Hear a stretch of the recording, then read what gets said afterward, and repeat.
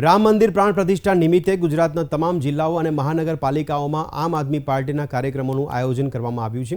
તારીખ 20મી જાન્યુઆરીથી 22મી જાન્યુઆરી સુધી તમામ જિલ્લાઓમાં આમ આદમી પાર્ટીના સુંદરકાંડ પાઠનું આયોજન કરવામાં આવ્યું છે। ભગવાન રામ મંદિરમાં પ્રાણ પ્રતિષ્ઠા થવા જઈ રહી છે ત્યારે સ્વાભાવિક છે કે એક ઉત્સવનો માહોલ હોય, કારણ કે ભગવાન રામ આપણા સૌના આસ્થાના કેન્દ્ર છે। ભગવાન રામના રામ રાજ્યની આપણે પરિકલ્પના કરી રહ્યા છીએ।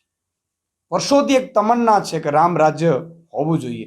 ભગવાન રામની એક પરિકલ્પના હતી કે નાનામાં નાનો ખેડૂત હોય, ગરીબ હોય, વંચિત હોય, શોષિત હોય, એ પણ જ્યારે ભગવાન રામ વનવાસ જતા હતા ત્યારે ભરતને કીધેલું કે કોઈ દુઃખી ન હોવું જોઈએ, સૌ સુખી રહેવા જોઈએ, માતા બેન દીકરીઓની ઇજ્જત થતી હોય।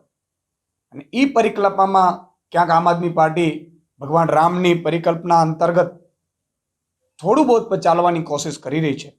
ત્યારે આ પ્રાણ પ્રતિષ્ઠાના મહોત્સવમાં આમ આદમી પાર્ટી ગુજરાત યુનિટે 3 દિવસીય કાર્યક્રમનું આયોજન કરવા જઈ રહી છે।